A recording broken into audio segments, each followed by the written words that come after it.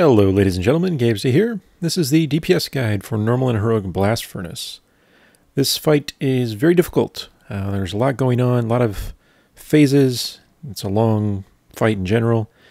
Most of it will be a matter of getting used to handling the bombs and add priority in the first phase, maximize your cleave damage, watching your positioning and debuffs in the second phase, cleave damage, bursting the Prime Elementalists, cleave damage in the third phase, positioning properly, not standing in stuff, killing the boss, blah.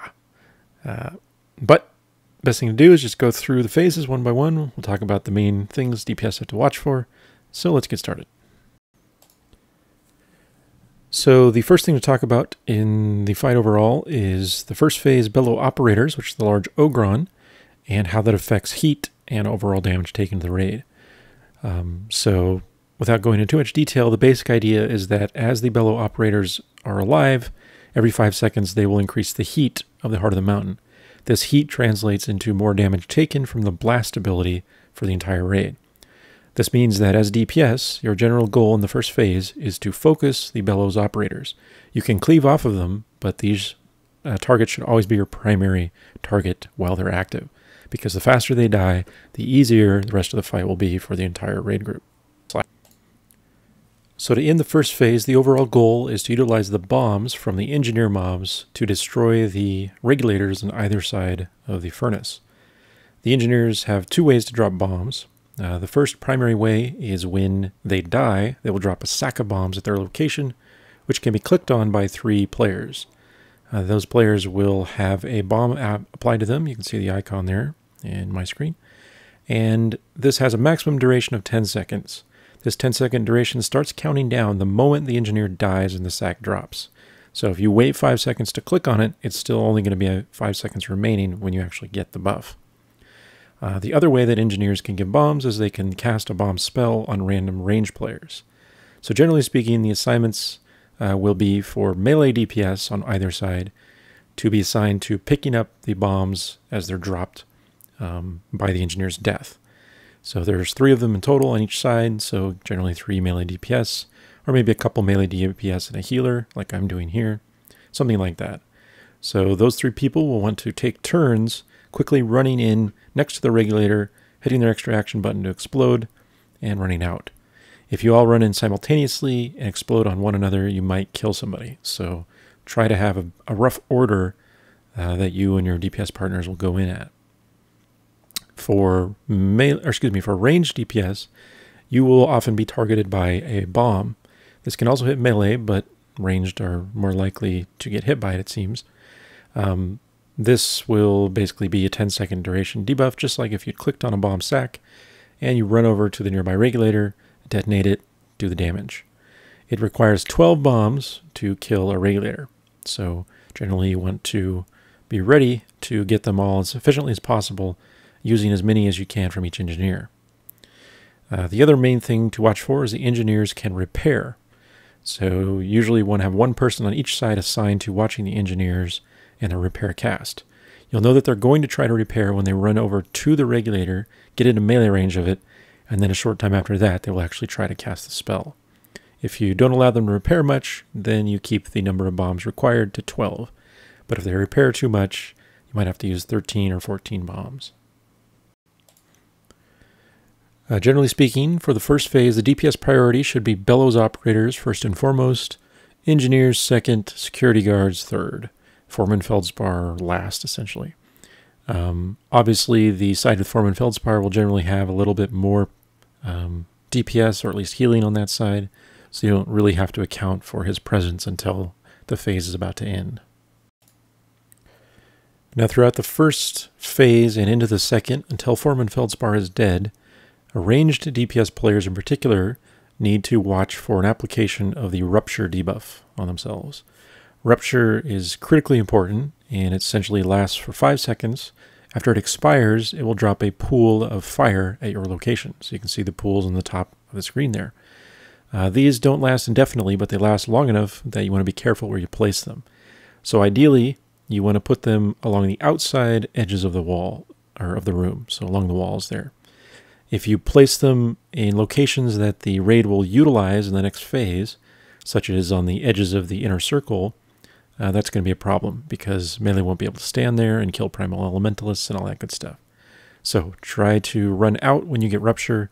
When it expires, drop the pool, and then you can run back into wherever you want to be. Now once you kill both regulators, the phase will end and you'll enter the Elementalist Phase. Usually at this point, the raid will want to converge on one side or the other and start finishing off all the mobs that were active during the first phase so that you can go into the second phase cleanly. So basically this means cleave everything down if it's on in melee range, kill it all off quickly, including Foreman Feldspar. Once he's dead, you don't have to worry about Rupture anymore, so that will help you out a lot. Instead of Rupture, you have to worry about Volatile Fire in Phase 2. This is an ability cast by Firecaller ads that you'll see in Phase 2, and these again target random range players. After 8 seconds, I believe it is, you will explode in a small radius around you. So similar to the way you handled Rupture, just watch for this debuff. Once you get it on you, run away from everyone else, get to a wall, and explode, and you'll be fine.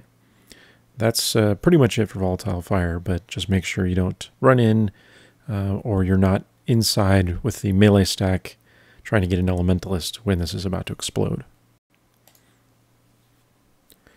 Now the way this phase works is that throughout the phase you'll get spawns of Slag Elementals. These will fixate on random raid members. If you have one fixated on you, it's not a big deal. You can't get rid of the fixation. They don't do much damage to you.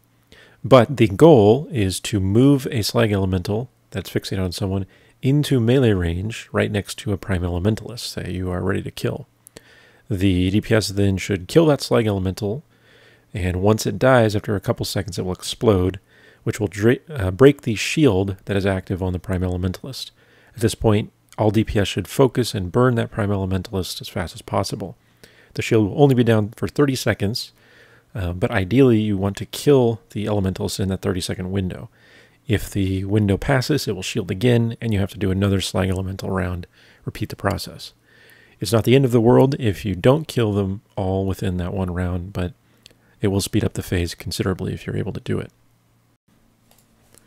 Now, generally speaking, most of the time, if you have a Slag Elemental on you, you will just be spread out around the room. These generally seem to be on ranged players, and you'll instead just have one person assigned, or I shouldn't say assigned, but one particular Slag Elemental that's low health or near the mobs already, just called to move in and have that Slag Elemental killed. There's no real benefit at all. In fact, there's a kind of a detriment to killing multiple Slag Elementals at the same time. Instead, you just want to kill the one and do the Prime Elementalists and repeat the process. Slag Elementals, after they die, they will essentially reincarnate themselves after a short time. So it doesn't really benefit you to killing them off other than to get the Elemental shield down. Other than those basic mechanics, there's also the Firecaller ads, which I briefly mentioned. For DPS, you'll generally want to focus on the Firecallers unless a Primal Elementalist is unshielded or about to be unshielded, in which case you're obviously needing to focus on the Prime Elementalist. Otherwise, you want to kill Firecallers quickly because they will do a lot of abilities that are annoying. The Volatile Fire, they try to heal both themselves and the Prime Elementalists. You should try to use interrupts on their cauterize ability if you can. You can also stun them to interrupt.